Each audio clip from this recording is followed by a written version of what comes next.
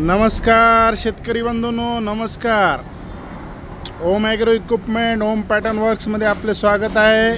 आपण आहोत वाळूज येथे. वाळूज ओम ॲग्रो इक्विपमेंट या प्लॅनला आपण आज बघत आहोत.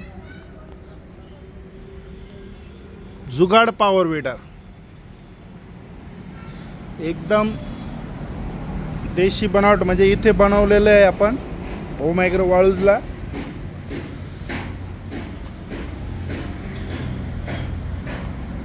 टॅक्समो power diesel engine,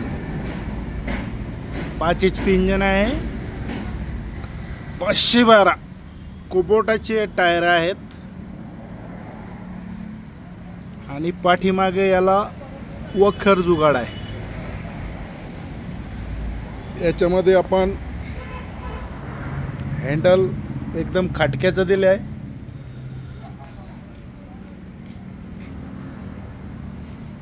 accelerator wire इथे याला खाली पास बसत आहे. ती पाठीमागे 2 वेल दिलेले आहे.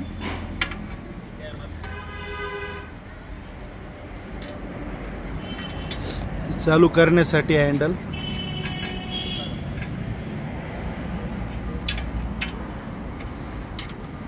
एक्सेलेटर,